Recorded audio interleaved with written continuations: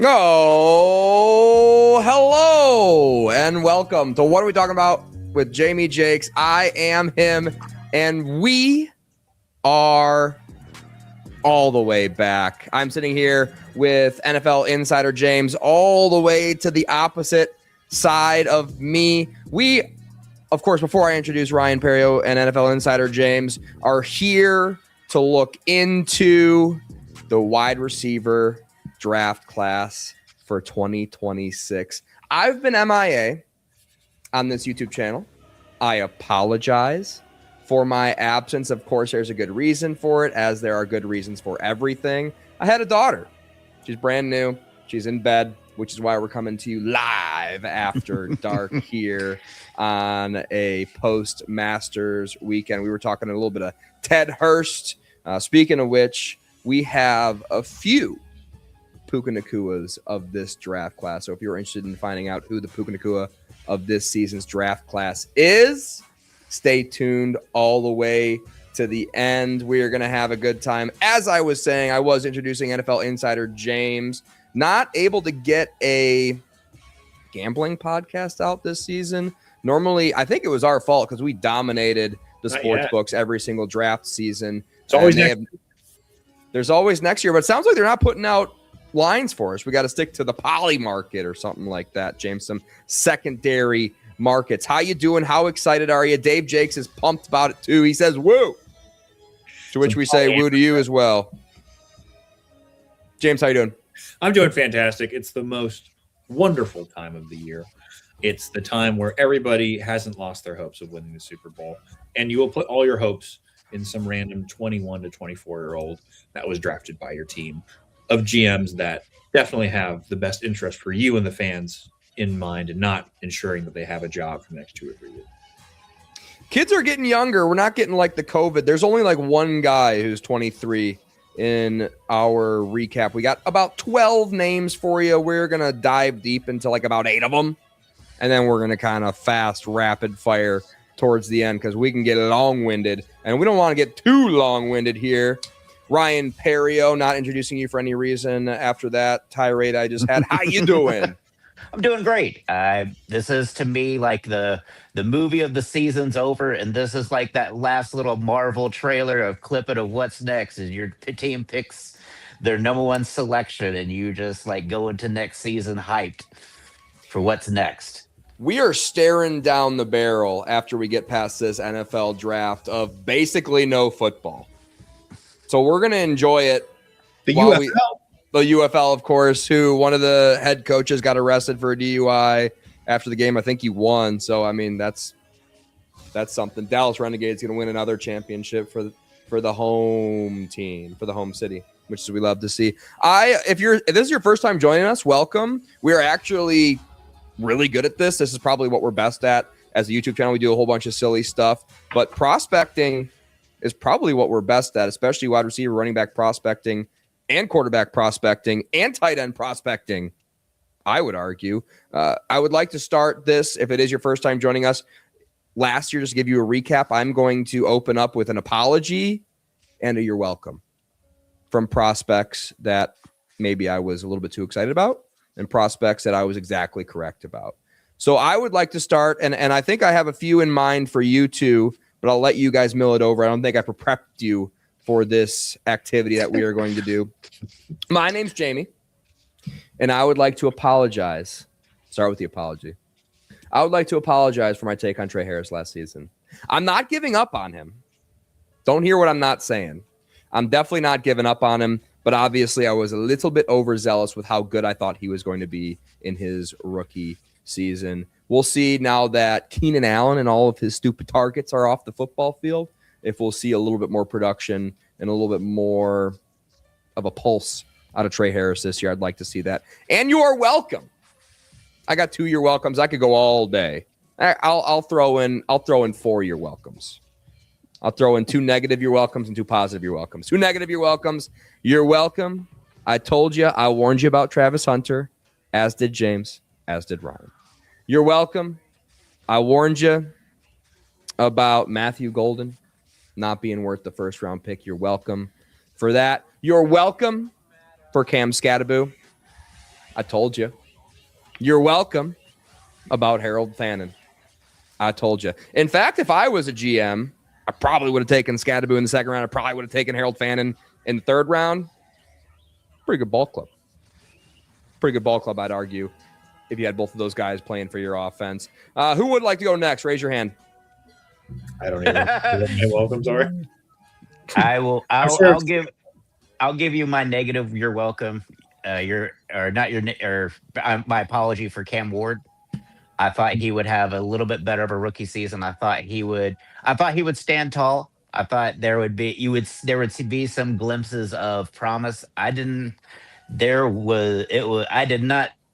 underestimated that coaching staff and lack of coaching for that whole squad. And let's see here for you're welcome. As far as a positive, I will. You're welcome for Tyler Shuck.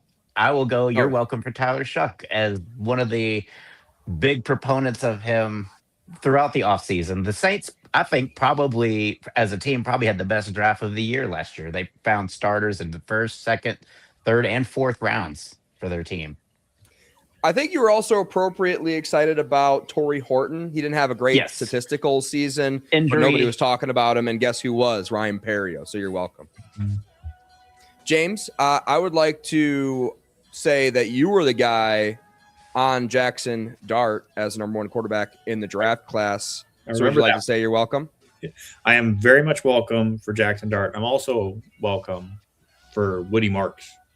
I definitely remember that was we were all kind of on Woody Marks, the Woody Marks train. His career, I think, is over, but not without it, dude. Of course. I think David Montgomery's taken over that backfield, but that's okay. That's okay. Do you have an apology? I don't remember. I don't even remember if you had any terrible takes. I'm sure you did. I just can't remember. Probably on my bet picks, the Jalen Milroe first round, but other than that. Oh, yeah. You were really excited about Jalen Milroe, which I don't blame you. You're a Bama fan. My sources were off. They certainly were. They certainly were. We don't call him the NFL insider for no reason. He certainly is one, and that's no joke. All right. You guys ready to start shaping your dynasty fantasy football teams around these wide receivers? What do you say? I've offered my entire draft for the third pick in our league and have not heard a response yet. Third overall? Ooh. Yeah. Okay. We're talking about Superflex, of course. Ryan Perrio's not a dynasty guy. He's a film demon. Which is insane. Right? Ryan Perry watches more film than anybody I've ever met, and that's no joke. You can pull the people who are on TV. You can pull Dan Orlovsky, and he's not watching more film than Ryan Perry. I guarantee that. So he comes from a pure film, I would say, aspect, point of view, where James and I will give you a little bit of that dynasty fantasy football slant. So let's go ahead and start with the number one wide receiver. These are my rankings, by the way, and Ryan Perrio and James are here to react to them, tell them I'm an idiot for what I think. My number one wide receiver in this draft class is from Ohio State. His name is Carnell Tate.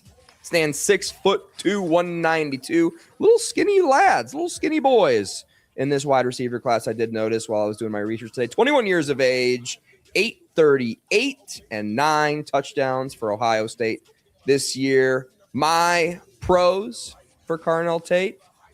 Now, number one pro for Carnell Tate is he has no cons. I looked at all of his meaningful targets this whole season. He had like one rep that I was like, that was bad. Other than that, it was uncatchable footballs, or he was coming down with it, or he shouldn't have been expected to come down with it. My number two pro for him is he's Ohio State, perfect pedigree. He's been playing with some of the best wide receivers that we've seen. He stuck with Ohio State the whole time, even though he had target competition there. Doesn't seem to mind. Underrated athlete.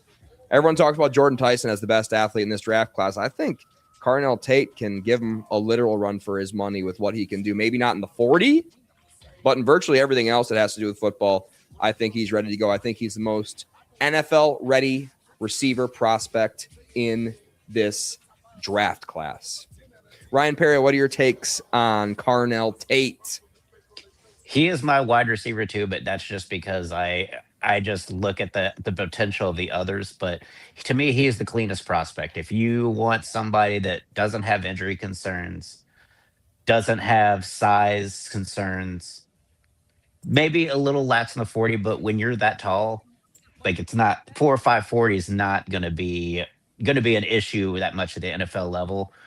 My only concerns is Ohio State makes it look really easy, and it's really hard to kind of gauge these guys because you with for every in Jigba, Emeka Buka, there's a Marvin Harrison Jr. where it's just sometimes there's just 1 out of 5 that just doesn't end up panning out at the NFL level. To me, he kind of reminds me of Terry McLaurin. Like he just is that kind of that tall vertical esque threat. Like he doesn't seem like he runs a lot of traffic routes, but it's just so hard with Ohio State. Like everybody looks like they're a mile open. Yeah, that was my big concern about Egbuka going into it. That was the same thing I was saying. It was like, well, he's going to get a lot of favorable matchups cooking these linebackers. And then he came out and I saw him in an NFL uniform in his first rep at preseason. And I was like, oh, this is definitely going to work in the big league. I think he does okay. I've got a couple of snaps here where he's going to not necessarily go over the middle, but find a nice little soft spot in the zone. So he can produce in traffic. That's a click. That's the same thing I just clicked. He can produce in traffic pretty well. As some big old boys over there in Illinois does a good job of finding the hole in the zone. And of course, he was playing second fiddle over there in Ohio State. But can you blame him? That guy's like the next Randy Moss that he was playing next to. James, what are your takes on Carnell Tate? Easily the highest floor of any wide receiver prospect. You know exactly what you're going to get from him. Yep. Number one stat when I looked at him and all the advanced analytics is very simple: 0 drops. He did not drop a single ball thrown into this year. That's James. insane. Here's my only. This could be considered a drop. I feel like this was my only negative play I had categorized for him. He kind of alligator armed it because that was obviously a hospital ball over the middle. But that was like, call that a business decision. And I'm glad whoever was charting this play did not chart this one as a drop because I mean he wanted to sit down in that zone and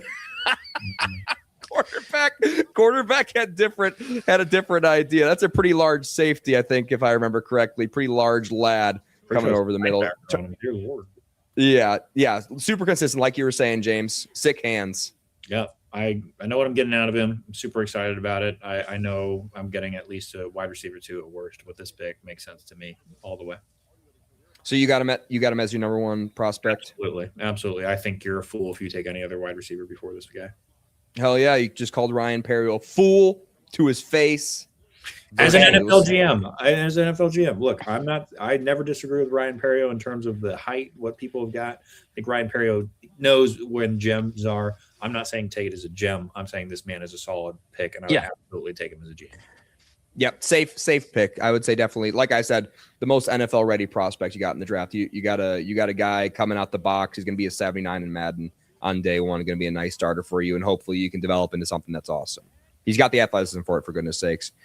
Moving on to our number 2 wide receiver in the broadcast. My number 2 wide receiver is Makai Lemon from USC. And this is chalky so far. Best ball drafts have this one agreeing with us. USC, 5'11", slightly undersized, which we'll get to in a second here. 192, one of those slim, skinny little boys that we have in this draft class for some reason. Big red flag, the only red flag on Makai Lemon's profile. Small hands. Oh. 8 3/4 inch hands at the combine. These hands, James, see that? 9-inch hands. Cam Ward hands. Okay. I think bare minimum was what you need to be a player in the NFL is one of these, because I have trouble gripping a football. And if Makai Lemon has a 1/4 inch less than this, that gives me some pause. But we'll move on. 21 years of age, a monster in terms of production, 1,156 yards, 11 touchdowns. My pros for his film, extremely refined in his route running, but he's very, very good at being a sneaky little bugger and he's got those dark arts where he's not fully extending the elbow, but he's kind of pushing off a little bit, but you're not going to get a call for it, especially in college. And I think he'll get away with it a lot in the NFL as well. Underrated as an athlete. I think he got a lot of hate for being like slow.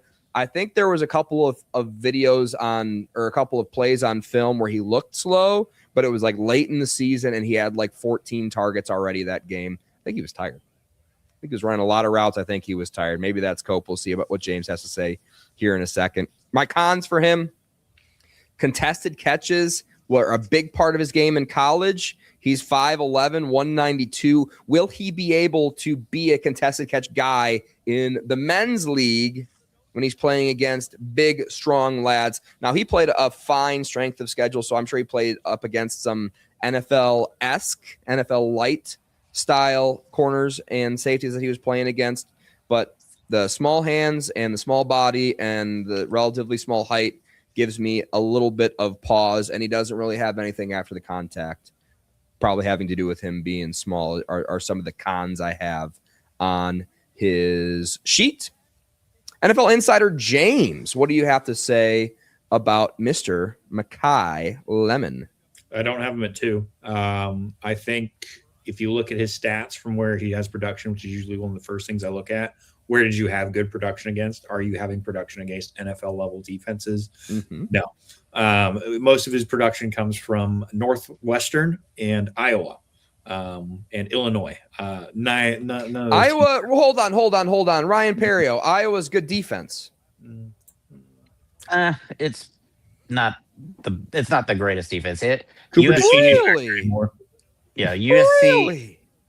USC is kind of in the western half of the Big Ten, which doesn't face the Ohio State, Michigan State. Put up a stinker against Notre Dame. Put up a stinker against Nebraska. Not good.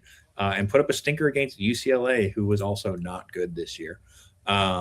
Unimpressed with his production when it comes to better defenses, and unimpressed with his better production games. Bad production against really bad teams as well. So I think he might be a highlight reel guy. I have him at 3, so I don't have him that low. But I've got a lot of question marks when it comes to production levels from him against good talent, which is usually a very good barometer of how you will do in the NFL. I mean, he went Illinois, Michigan, Notre Dame, 11 for 151, 2 touchdowns, 9 for 93, 1 touchdown, and then he did sort of get shut down, only 4 receptions against Notre Dame, but he took it for 76 yards. That's pretty good. He did get shut out. He got shut down by Oregon. 2 touchdowns, but yardage wise, not great. I don't think that's fair. I don't think that's a fair criticism that the guys that he played weren't that good, because I think he had some pretty good plays. It sounds like you're eating a lemon over there. Yeah. Brian Perry, what do you think about this guy? I think Amon-Ra St. Brown should say you're welcome for your draft position, Makai Lemon, because I think if without Amon-Ra St. Brown as your prototype, that this guy doesn't get into the first round. I think he's got physicality. I think he is a great slot receiver, a third option. I don't think he is going to be an NFL number 1. Also, weirdest combine press conference I've ever seen. Oh yeah. Totally forgot about that. Yeah, I took him off my board the second I watched that. He definitely had a little Professor Snape to him. I don't know what his deal was. That was bizarre. Yes, most podcasts called it snake-like. To be honest, that was hilarious. He was a slippery little snake. I think he interviewed very poorly. I think he could have gone higher. I think he will probably go mid first, maybe drop to the late first round, just because I think a lot of NFL front offices were not impressed with his answers to their questions, and so I think he was in the running to be the top receiver going into the combine, and then did nothing but hurt his stock at the combine. He didn't run either. I think I'm showing a couple of plays right now where I think he looks pretty fast. I think I have a couple of funny ones too. He has a couple of passing plays on his This is a fumble out of him. Oh no, this is yeah. Right now. He got like a double pass. Look at this one. This one's pretty bad. End around. So that's Lemon with the football. He's gonna throw it, and then Get rid of it. just Get rid of kidding. So I'm like, why do you run that play? And then this play showed up like 8 games later in the season against Nebraska. Nope, wrong play. Well, Oh. I lost it. Yeah, he Maybe just it's the next to me, one. He had for Nebraska. he's Maybe just it's the the next best one. player on a pretty meh team. That's Yeah. the thing is he stands out on this team because he's the only thing they have. Yeah. That's what they're Jacoby Lane is another receiver that may go in this draft, and he has some. There's some questions. There are some people that really love Jacoby Lane, and there are a lot more that don't really see. Just Looking great here. Just I don't Yeah. know. Great production. Yeah, I just think Amon-Ra St. Brown kind of really has made people kind of the same way that Baker Mayfield and Russell Wilson kind of gave rise to the 5'10" to 6 foot quarterback. You know, it's just there are people that kind of basically make you think that this works, and then you just don't ever find that player on your roster. You just try, but you never match it. I hear 5'10" quarterbacks are all the way back. You do one interview with Jay Gruden, everybody's back in on you. That's what I heard. That's what I heard. Oh, John.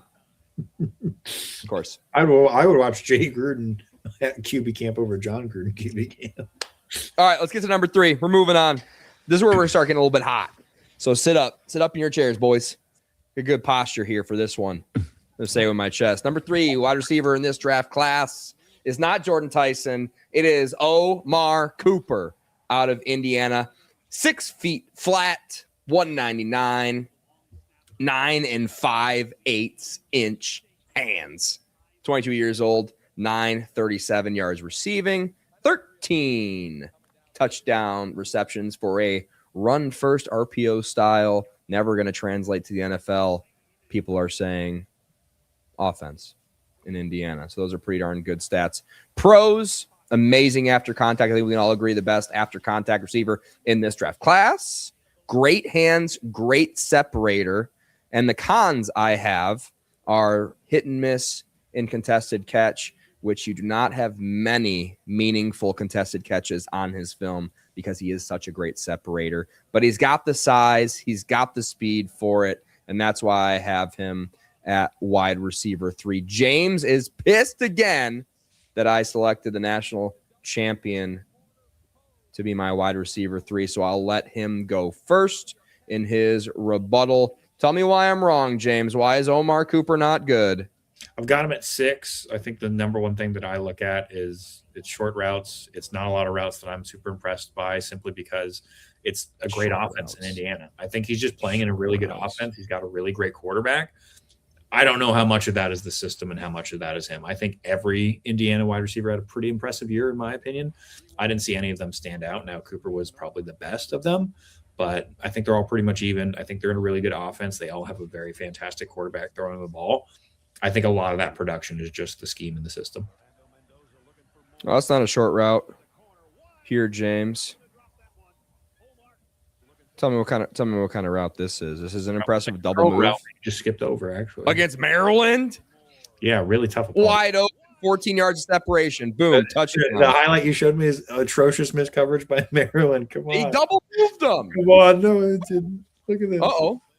Wide open. He's just running Press a coverage. Terrible pass by Mendoza. Just Uh-oh, and guess what? He's just going to stiff arm 14 people totally impressive. and score a touchdown. Pretty good. Deep ball there, James. I wish I would have categorized these and how deep he threw it. This one just says dog. Let's see what this one is. Put the one with 3 hearts on. Dog over. Oh, geez. Oh, Mendoza. Mendoza did not feel help that was a this guy targeting. out. That was like a targeting. I mean, he literally Yeah, I don't just know if waited. that guy got ejected. Dude, that one's got 3 hearts next to it. You gotta click it. Let's see what this one is. Another versus man. I think that's him in the slot. That was a short one. But he's got a developed route tree. Not always going to go deep, James. I think your route tree dealy wad that you just said is just an absolute joke of a thing. wide open against Oregon, the best defense in the league. A lot of people are saying. Let's see. What else do we want to? Let's just click one more random one here. Let's see if this is okay. That's a screen. Anyways, he has a diverse route tree. It's not like Zachariah Branch we're talking about here. I don't disagree with you, but I don't see him being at the next level. A bit able to get on deep routes. I think he'll be great underneath, but I think a lot just production from Mesquite. Sounds like you do disagree with me. But anyways. I disagree with you how high you have him. I don't think he's a bad prospect. If he falls to day 2, I would totally take him. But I don't think he's day 1 material. And I don't think he's the third one off the board. I don't think in real life he's going to be the third one off the board. But if I was drafting, he would be. Ryan Perry, what do you got on this guy? He's my wide receiver 4, and I guarantee you he'll be a late first. Wow. Somebody's going to... Guarantee. That's right. Think of this as A.J. Brown light. Is my comp for him. His feet are so heavy. Like he just runs with such he runs like a running back. Like when I say heavy feet, like he just seems to have power in his look balance at that. Too, Ryan Perry. Yeah, like he runs like a running back. Like he just reminds me of AJ Brown. Like once he gets the ball, you're not getting him down. Like he gets through tackles and he's just physical. So I think he is going to be the Jets. They're either going to be he's going to be the second pick of the New York Jets in the first round if they keep their pick, or he's going to go to somebody like the Chiefs or whatever at 30. Oh God! Like the Chiefs need another good wide receiver. Yeah, him opposite of Rashee Rice. Mahomes could just throw a screen to either Justin Fields. I think I guess Justin Fields is a Chief now. I found that out earlier today. Justin Fields can run an RPO, throw a screen to either direction. Rashee Rice or Omar Cooper would be unstoppable.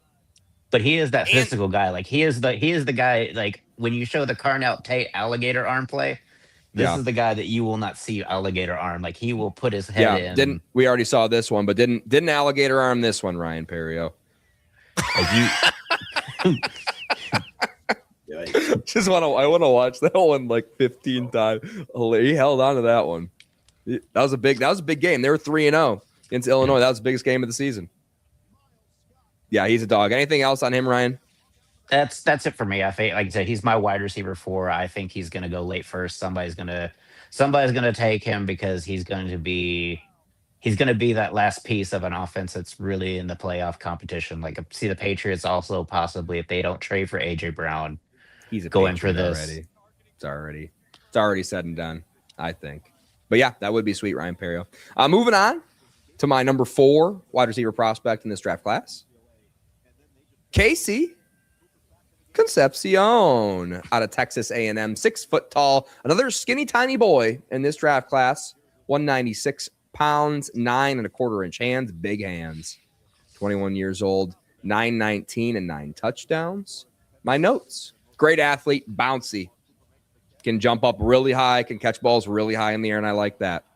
Great separator, amazing separator. Cons: he's got the drops. He's got a lot of drops on his film, and that's concerning. And historically, people have cleaned up their drop issues when it comes to wide receiver prospects, but sometimes they don't. And people don't always talk about those situations.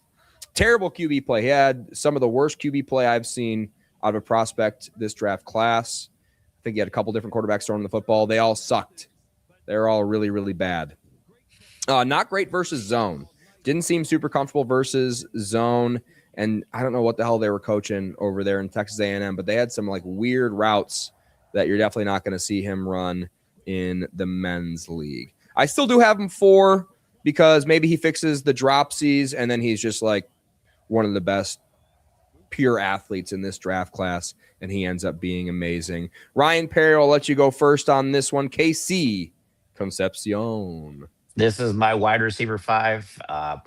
I think he is at minimum your return man. My biggest pro is versatility. Like this guy can see the field. He's an excellent return man. He also played at NC State before he went to A&M, and he was a really solid receiver there. Showed flashes. The drops I think are more mental than it is like a physical issue. I think I don't know if he just is already thinking about housing that catch and he just doesn't look it in, or if it's the other, so which is I'm hearing footsteps and I need to brace myself, and he's kind of all of a sudden getting defensive before he gets the ball all the way into his. That one seems like it's a defensive, like he can. That's the ones where you're as a coach, you got to coach that out of him, because you can't be When you making those kind of business decisions. when you do have a terrible quarterback, and maybe I'll show a couple Mhm. of the terrible quarterback plays, but when you have a terrible quarterback, like you're almost not even expecting that was a bad one. You're not Yeah, even like really expecting the ball to be where it's supposed to be. And you know, Yeah. a lot of ducks I'm seeing out of the Poor quarterback footwork on the here. quarterback. I Like mean, it's all back foot throws. Like it's they're a really, look at his I mean, feet. that Like was pretty unexcusable. Reed's feet are just so bad. Like he's What are you doing? look at that. Look at that. Just no base. Oh. He's throwing it like Dude, he's getting left out to dry out there. That's insane. Like that's a Yeah, dad throw. I He was mean, throwing it like your dad. Look at this. Look at this. His feet position. Like they're yeah, he's side by crossing his side. feet and then stepping way out to the left. Yeah, Gotta not have the Miami drop in there. Or come on, the Miami game drop. That was the biggest. hold on. Where was I? Miami drop. Is this it? No. Was this it? I don't have it. Yeah, when he 49ers dropped the would Miami playoff game was atrocious though. He was, I mean, nobody near him. 49ers would be a good spot for him, or the Patriots is a team with a stable quarterback that you can grow with. Either Brock Purdy, or because Brock Purdy is going to be at somewhere in your vicinity at least. And so those are the two landing spots they're looking at him if he does go first round. James, what do you got in Concepcion? I also got him at 5. My first note was this guy could be top 3 if he didn't drop the ball. And thank God he even caught some of these considering his quarterback. Those are the 2 notes I have on him. I think he's incredibly impressive athleticism-wise, definitely gets wide open. I think with a good quarterback, he would be probably the 3rd or even 2nd wide receiver in this class. And he's had some really bad drops in really bad moments. I definitely think a lot about that Miami playoff game. But I'm very high on him. I think he's got a very high ceiling. I think his floor is also just very low. He's definitely he's a Joey Gallo pick. It's going to be a home run or a strikeout. There's no this guy turns into an 8-year pro and doesn't make a Pro Bowl. He's either making Pro Bowls or he is off the roster in 3 years. There's no in between. Mm-hmm. Very productive for a guy who had just terrible quarterback play. Ryan Perry, you were saying something?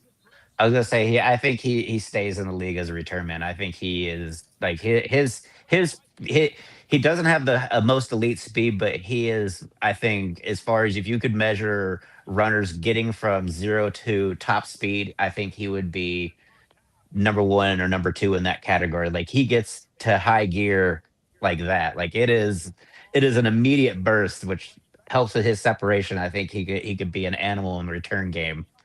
Like he could be one of those people that, like Devin Hester-esque maybe, that just constantly you worry about punting his way. I agree. Ryan Perry. Moving on. We're going to keep it rolling here. To number 5. A lot of people have been waiting a lifetime for me to say this guy's name, and it's not Jeremy Bernard, James, so keep it in your pants. Number 5, wide receiver prospect in this year's draft class, Jordan Tyson out of ASU. 6'2", 203 at the combine, 9 1/8 inch hand, about this size of a hand, 21 years old, 7'11" receiving yards. Of course, he had the hamstring injury that ended his season pretty much effectively rather early. I think he had several touchdowns. I think he had 7 touchdowns. I don't have it in my notes. I deleted it on accident. Pros, great athlete, fast. I see what people are excited about. He is a murderer of man coverage. Don't man up with this guy, because you're going to have a long, long day. Cons, however, number 1, obviously the injury concern, can't finish the season. And he's a dog. Like he was fighting through the hamstring injury this year, but couldn't get through it. Very concerning that he can't finish a whole season, especially when you're about to go into the men's league, especially when you are only, you're 203 pounds. That's good, but what's going on with the injuries? And sounds like he's not even healthy like right now. I think he's going to have his pro day soon, or did it happen? I think it's going to be the 17th, I think, is So I think it's this week. Right before the draft. That's kind of crazy. Yes. Dominated bad opponents. Whenever you see somebody post on social media, and I was guilty of it too when I first started doing my research. Of course, you like get a feel for the prospect. You go type into YouTube. You're like, show me the highlights. Highlights are amazing until you dig down deep into the highlights and you realize they're against Texas State and, you know, the blind and poor school of St. Mary Guadalupe or whatever. He is not as dominant against Power 5 like actual football teams is really what I noticed. Another horrible quarterback play prospect. So he left a lot on the table in terms of his production, I would say, including the injury. And not great versus zone. Wasn't nearly as refined as like Carnell Tate was versus zone. Wasn't super comfortable like we saw Mekhi Lemon. Very, very comfortable versus zone. This next guy I'm going to talk about was really, really good versus zone. And it's not really what I saw on the film. He made plays against zone because he's a great athlete. But when there's a triangle of guys, instead of finding the middle like Carnell Tate would, he tended to find like just to the left of one of them. And that's So why he couldn't find the clit. Couldn't find the clit. James knows all about that. He couldn't find that soft. He couldn't find that. He couldn't find that soft spot in the zone. Is what I'm saying, Ryan Perrio. I'll let you take it away. Jordan Tyson, am I too low on him? Yes, I think he's my wide receiver one just because I am so high. I am high on the potential. Like I watch his feet. He has absolutely hit the best feet in this draft. And if you're going to succeed at the NFL level, I think you have to win. He absolutely breaks people. If you give him off coverage, he is absolutely getting more. He's got the best separation of any receiver in this class. Really. Okay. Allen I don't think he's a bad separator. I just think there's other guys. Like I said, versus man, we'll see some separation here. Ryan Perrio, go ahead.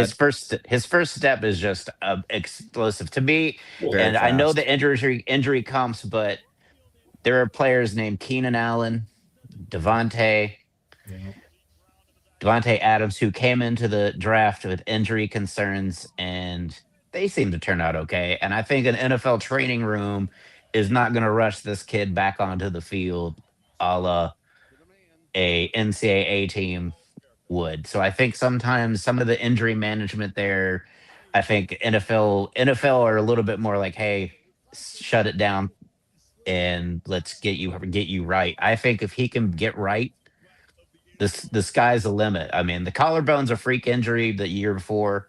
Like the hamstring injury issues are just him trying to get out there before he probably should. And so maybe if you get him in your training facility and your trainers can basically sit him down and get him right, you may have come out of here with the best wide receiver in this draft class. Hopefully he doesn't go to San Francisco. Yeah, Terrible I think place like that. Yeah, no way. He's still what pick does San Francisco have? 27. There's no way. No way. Yeah, I think. Oh, sorry. Go ahead, Ryan. I was gonna say he's probably Cleveland's second pick in the first round. Yeah. So Cleveland's gonna go Carnell Tate and Jordan Tyson back to back. That's gonna be crazy. Bad news for Harold Fannin. That'd be a nice wide receiver room. Bad news for Harold Fannin. Deshaun Watson with that.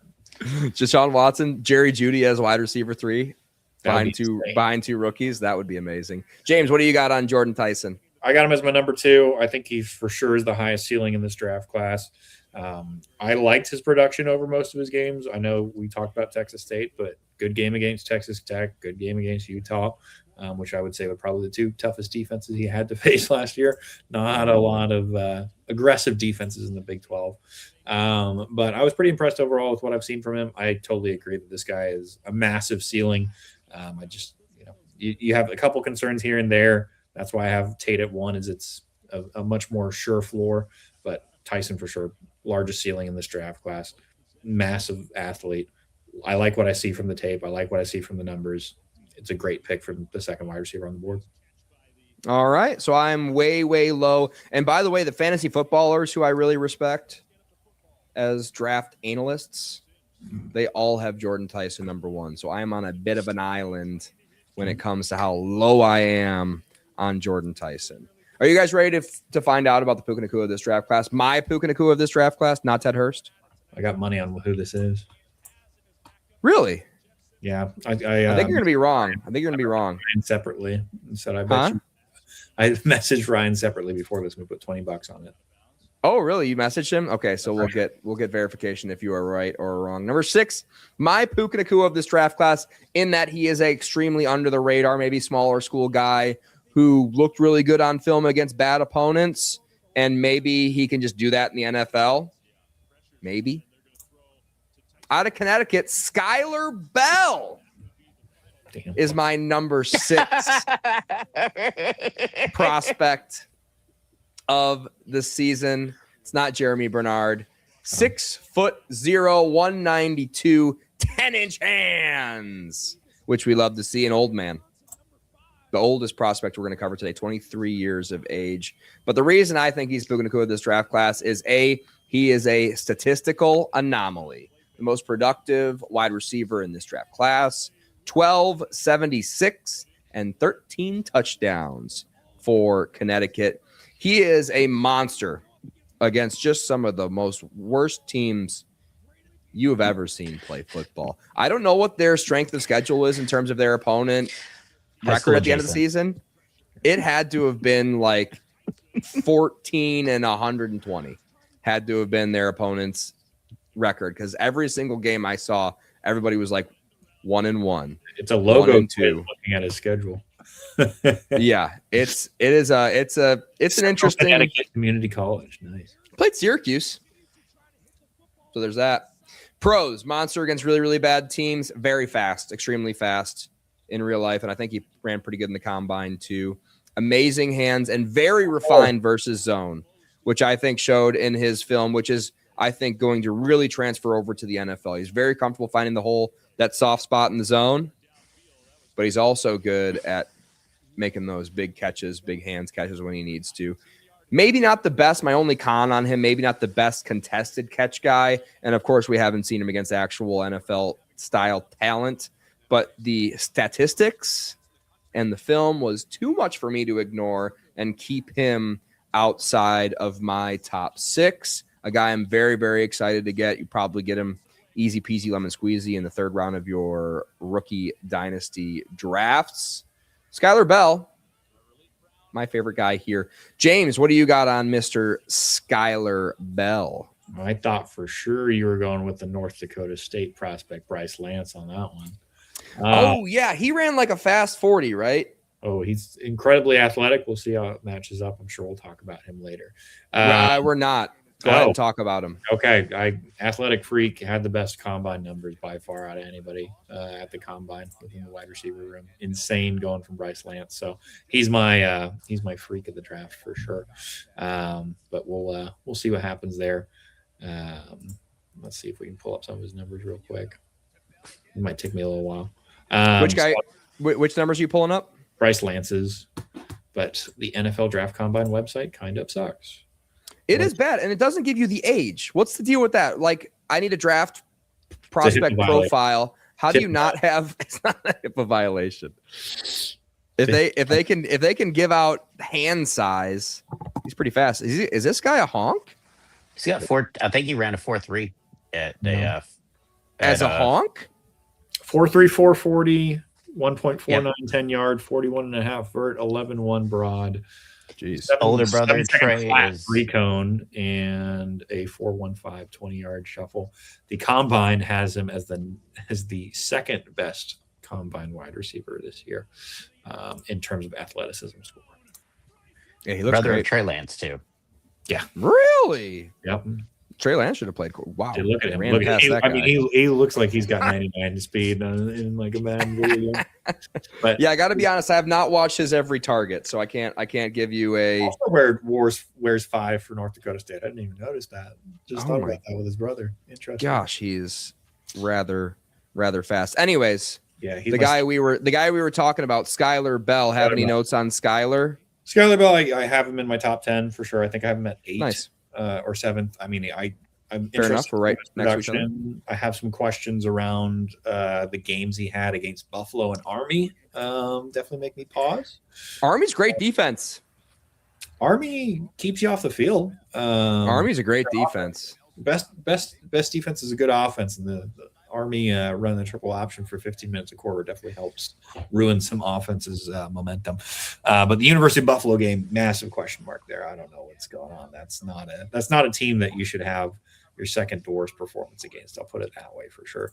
Other than that, it's just semi-untested, but I agree with you. He looks pretty good on tape, looks pretty good on athleticism overall. I just think my sleeper pick for the year is Lance, but I don't have any problem with Bell.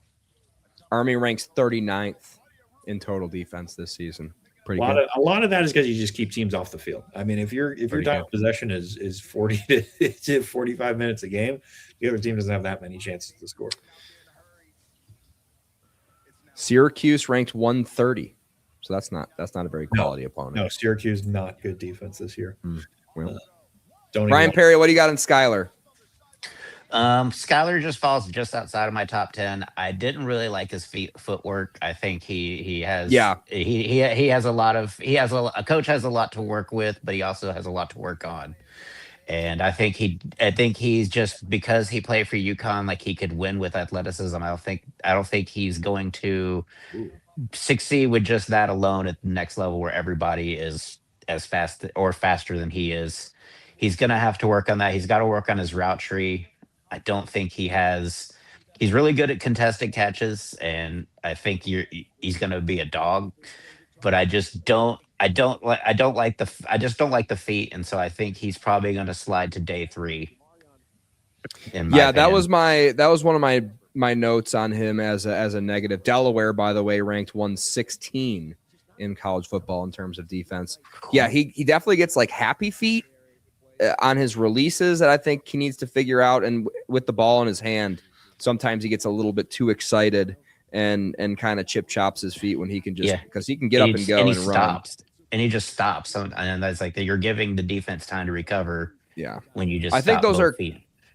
Fair criticisms, but coachable traits. Yes. Coming out of Skyler Bell. Just like I think you could say the same thing as Puka Nacua coming out of his draft class he was definitely kind of unrefined, and he refined it. So that's what I got to say about him. Moving on, we are going to cover this next guy, and then I think we're going to quick fire my last handful of guys that I'm excited about coming into the NFL. My number 7 wide receiver prospect in this draft class is none other than Alabama man Jeremy Bernard, 6'1", 206. James is unbuttoning the top. He's getting hot and sweaty over there for his man out of Alabama, Jeremy Bernard, and a T-shirt that I'm sure costs $45 at least. Help pay for his NIL. That's all that matters. Amen. Good job out of you being a good Alabama lad. 9 7/8 inch hands, 22 years old. My pros is he's a dog. He is a junkyard dog. He's got a lot of dog in him. Surprising that he would play for this current state of Alabama based on how soft and pussified their organization has become since the big man left to shots fired. Not coach. I'll really comment on that I cannot say because I will get kicked out of alumni groups. Okay. Hands and body awareness, insane. Very good. Great balance. Great feel for zone, which I love to see in my college prospects. Cons, not a great contested catch guy. Could be considered a pro for him because he was a terrible quarterback prospect. I mean, just some of the throws that were in his direction, high over the middle, uncatchable, out of bounds, even on free plays. Some of the worst quarterback play I've seen when I was looking at a wide receiver prospect so far this season. He's got a few drops as well. Are my cons. Are you wearing some Auburn colors under that shirt, Jamie?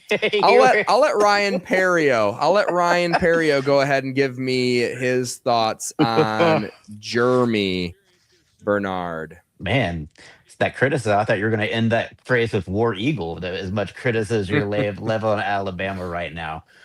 Jeremy Bernard is my wide receiver 5.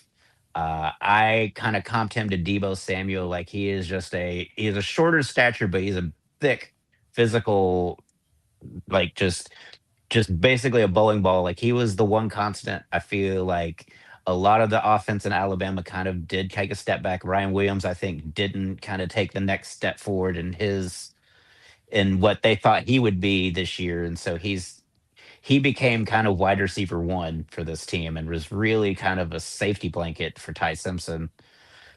There are some great catches with him. Like, yeah, he's not the best contested catch, but he is a solid route runner, and he is absolutely automatic if you put the ball in his vicinity.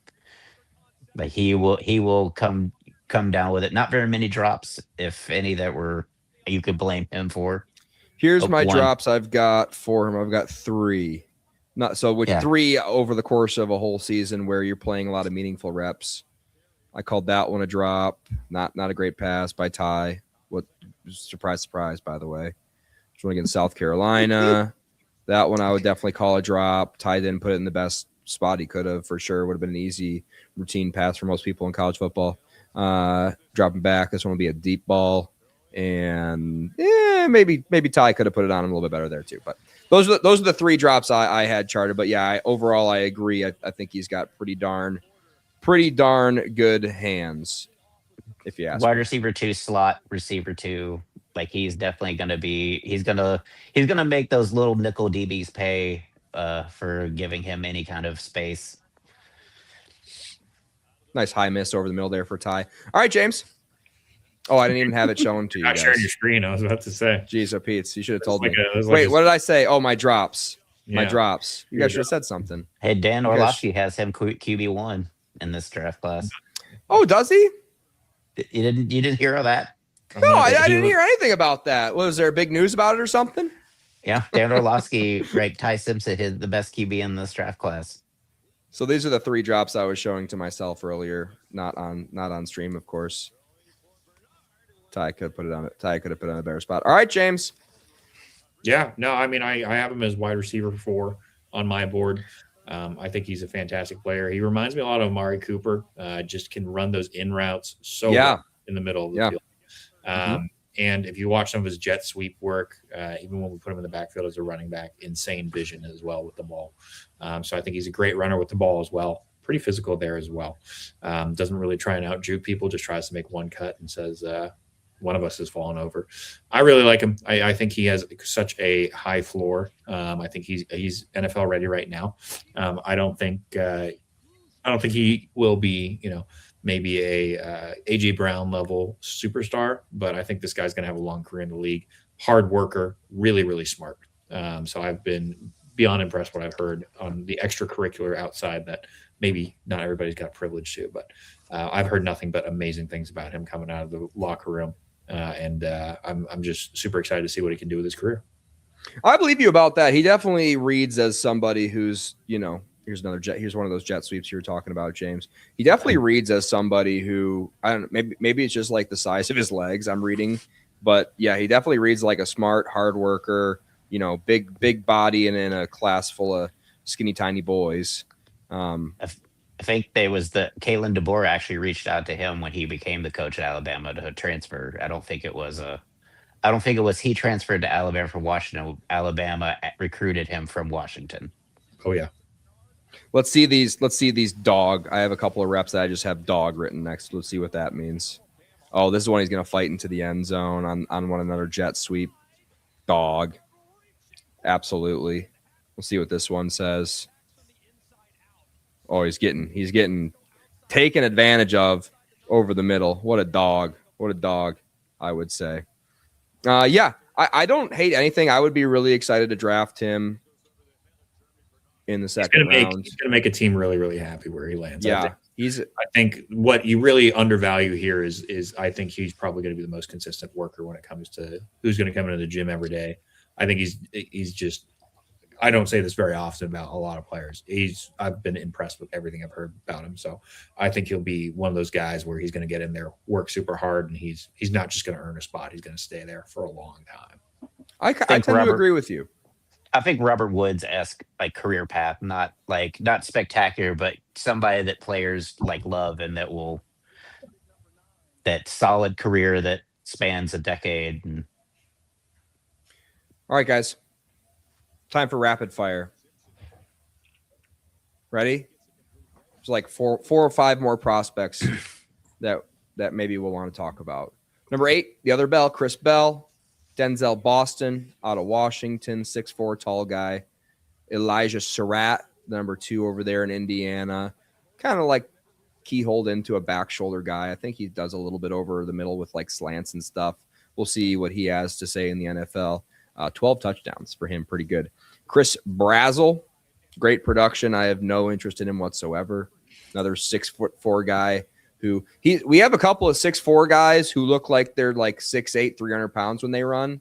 And then we have some like 6'3", 6'4" guys who I'm just now finding out are that tall. So that's that. Chris Brazzell and Denzel Boston would be the former type of tall prospect that I'm not super excited about. Zach Branch, I was really excited about. Saw him play in the playoffs. I'm like, wow, this guy's like really, really good. And then I looked at some of the metrics. He's like just a pure screen god. 744, 5 touchdowns, not super impressive. 9-inch hands, very undersized. 5'9", 177. Just take him off your draft board, unfortunately. Your guy, Ryan Perrio, Tyron Montgomery, and then a guy I guess I'll pull up his highlights. Ted Hurst. I was seeing his name floated around towards the end of best ball drafts, and I was like, oh, that's interesting. Who the hell is this guy? Turns out this guy might be the steal. Puka Nacua steal of this draft class. What was his stats say? 1,000 yards, 6 touchdowns on 71 catches, and this is a big boy. 6'4", 206, moves nothing like Boston or Brazzell, I would say. And yeah, really clean feet, Ryan Perrio. What do you got to say? I guess I'll just kind of let you kind of talk over his highlights here. I've been hearing rumblings of him like rising up the draft boards ever since the combine where he ran a 4.42, and fast. So look at him.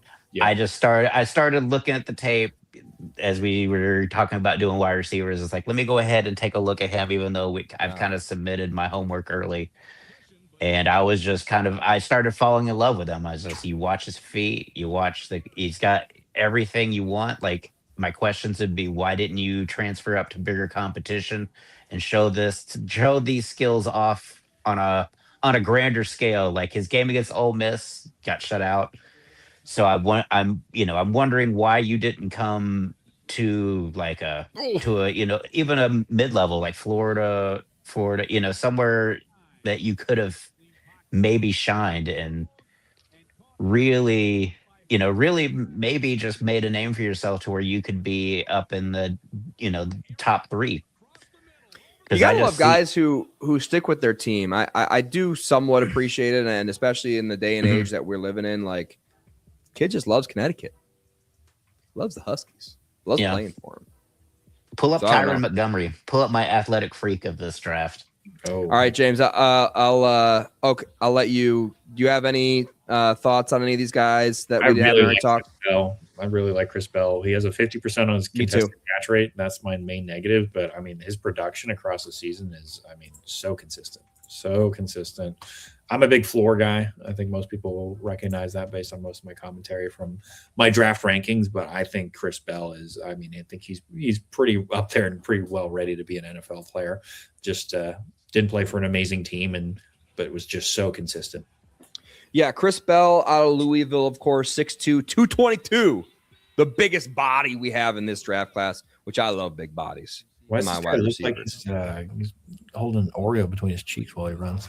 This is the Tyron guy that Ryan Perry was talking about that's on the TV screen. 10-inch hands by Chris Bell, 21 years old, 917 yards, 6 touchdowns. I'm very, very excited about him. He's number 8 in my rankings. Wow. I just decided to kind of cut it at Jeremy Bernard in terms of like the deep dive. But yeah, these top 8 guys right there. These top 8 guys in this draft class are pretty nuts, and we've got a few exciting ones. So go ahead, take it away, Ryan Perrio. Who the hell is this guy? This guy never played football in high school, so this is why he's at John Carroll. Walked on as a basketball player at LSU. Played there for a couple years.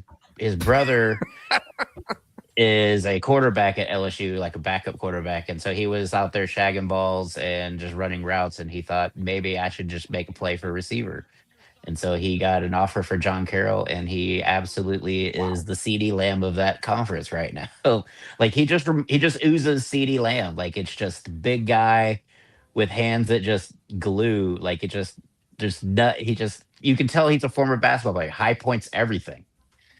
And I He's so think fast off the line, and he looks like a natural. It's surprising to hear that he's not much of a football player background because he moves so kind of naturally. And he's I bet you played a lot of Madden growing up because he seems to really know how to dissect the defense and run behind his blockers. From what I'm seeing, I mean, he probably like I said, he has a brother that plays at LSU quarterback, so I'm sure he probably was out there helping his brother out running routes and just kind of to help his brother out, and it just became good at it, similar to the Sharp brothers, like Shannon and Sterling, both kind of fed off each other and became Hall of Famers in their own rights.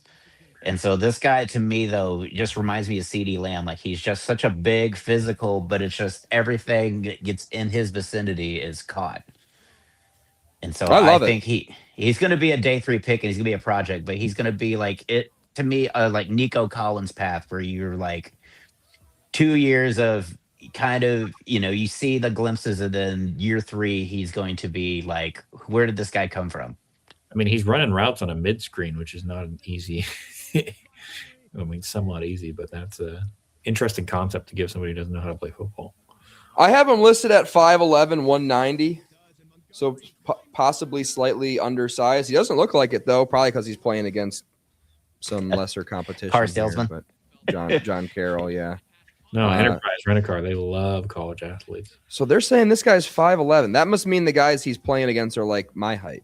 5'9". This is what it looked like if I played against Tyron. Yeah, Jamie, if you got any eligibility left, Jamie, you head out to John Carroll, see if you can. I think I could. His Wikipedia says he walked on to Houston during the COVID year and then wasn't able to play because of COVID. That's too bad. Well, so I guess we'll find out. Thank you guys for watching. Please subscribe to the channel. I would like to do, I think, a dynasty mock draft like immediately after maybe the first or second round of the draft. That's just something I was thinking about. Would be fun to do. And then we'll probably cover like our real life drafts because we've got 2 great, highly competitive Superflex Dynasty fantasy football leagues that James and I'm in one of the leagues with James, and then he's not in the other one. He's not invited, but he didn't want me in 2. There was too many leagues of too many good drafters. He's not answering your trade request right now for a reason. Your team sucks, doesn't it? Jamie. Nobody in the league but Jamie, yes. Did we do a trade? this offseason? We've done many a trade. I feel like we did a trade this offseason. Our last trade was Brian Robinson, I think. Oh, I gave you Brian Robinson. Gotcha. I don't know. 2 B-Robs over there. San Francisco. I used to think he was good until I saw him back up for Christian McCaffrey. I'm like, this guy took a bullet from a gun. No electrical hub is going to ruin his body. Ass shots. No substation will be ruining Brian Robinson. Well, on that note, stay safe out there. If you're an NFL wide receiver and you're at a nightclub and it's 11:30 p.m., get an Uber. Go home.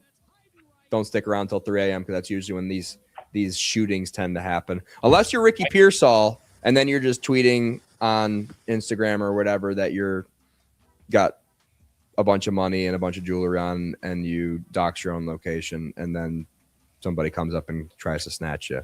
And that'll happen too. So don't do that either. Thank you guys for watching. No promises for any content going forward because I am a new father of a 3-month-old.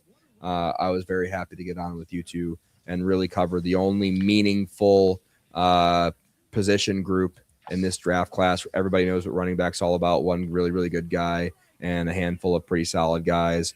Quarterback position, everybody knows Ty Simpson's ass. Everybody knows Fernando Mendoza is the next Joe Burrow. Tight end position, Stowers is, I think, really, really good, as well as Sadiq. Kenyon Sadiq, I really like him as well, and everybody else is ass in the tight end position. Any other notes on the other meaningful positions in this draft Sleepers? class. Ryan Perrio. Fernando Mendoza is probably like I like the fact that Raiders got Kirk Cousins because that's my comp to him. I think he has elite processing, elite preparation. Like that dude absolutely watches a psychotic amount of film. The ability he has to absolutely know exactly what you're throwing at him, so he can throw right just to Surratt or Omar Cooper for a touchdown because he just knows that you're coming on a blitz because he's seen the keys. Like I was really impressed with him. I think Carson Beck and Ty Simpson will go higher than people think, just because I think everybody is going to get desperate once the end of the first round. They want, especially with a quarterback that they deem as a project, you want that fifth year to kind of give them an extra shot at bite at the apple. So look for from the Texans, 49ers probably on down. Look for a trade out of the first round for those teams for a team like maybe Arizona or somebody that really has a dire QB situation to maybe take a shot. You heard it here first. James, you're teeing up some sleepers or something potentially in this draft class? I'm going to definitely stand for my guy, Ty Simpson. I'm not going to commit an actual HIPAA violation, but damn, was that guy going through a lot. I think most of it's out there by now. If you don't know about it, you can. I heard like broken ribs or whatever, but so did Fernando Mendoza, and he actually played well. The gastronomy's out there. I won't say anything else about the rest of his body, but damn, the stuff that he was playing through and the level that he played at. He's an astronaut? Take everything before Tennessee, and you look at that and tell me if you don't think he's a good quarterback. I don't really care about the rest of the season based on the long list of things that he was doing. I'll just be very honest there. Biggest surprise. We have time, James. We will do a Ty Simpson episode. We have time. Okay. And we'll know where he got drafted. So we'll be able to argue post haste. Another weird about how bad he is. Weird soapbox that I'll get on. Why the heck did Justice Haynes not declare for this running back draft? I would have him at like 4 or 5 if he was in this class. I don't know why he came back for another year. There's no way the NIL is that much. So maybe he's scared of going to the NFL. I don't know. That's very weird that he didn't commit. I think tight end wise, the Baylor tight end Trigg could be very interesting prospect. Didn't he have like the worst vertical jump in the history of vertical jumps? Took me off of the board. He's had some amazing catches. Maybe the guy just can't jump in place. Maybe he's got to have a ball in the air to go get it. But I like what I saw out of him in Baylor, and I think he might be a sneaky grab. He's got the length, that's for sure. The length? Yeah, that catch right there. Well, you missed it. I can't believe the. I guess I gotta go to X. I gotta go to X. Dude, go to shorts, bro. The first short on the left. Where? Oh. No, I don't want to see a good play from him. I want to see his vertical. Every target. No, I don't want to see his every target. What's the guy's first name? Trigg. Michael Trigg. Yeah. And then another one I'll throw out there. I think Nussmeier, LSU. Very similar situation to Simpson. Massively injured. I loved what I saw out of him beforehand.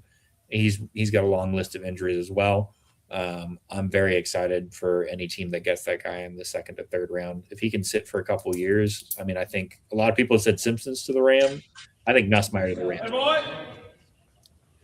This isn't as bad as I remember it being. It's still pretty bad. He doesn't really move like an athlete. Yeah, I do like Nussmeier though. I'll be honest. I do like me some Nussmeier. I love the banner for Baylor's Pro Day.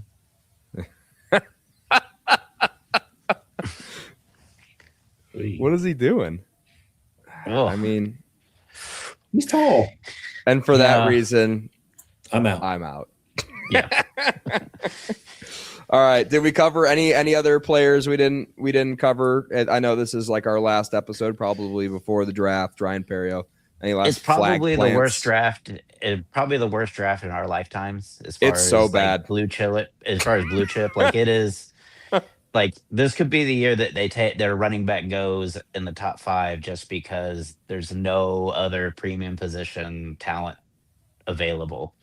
So you're looking at Jeremiah Love, either 4 to the Titans or 7 to the Commanders, and if he doesn't go there, then the draft gets turned on its head at that point because now you're going to get some good teams that need running back help starting to ask what they want. What will it take to move into the 10, 12, 15 range to get Jordan Love? So you're going to see if he does fall, which typically that's what usually does happen per the script, but it's running back, one running back, linebackers, and safeties is the talent du jour of this draft, and that's not bode well for anybody in fantasy Caleb Downs. whatsoever. Yeah, Caleb Downs is a very solid pick. Holy shit. I don't know.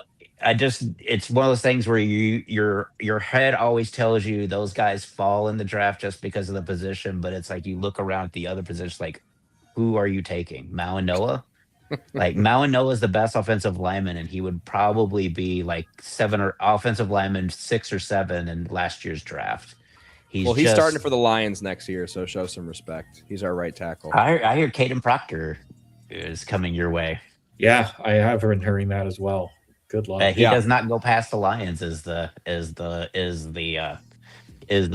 messaging I've heard is that he will not get past it. His pro day and everything has basically solidified him not getting out of 20.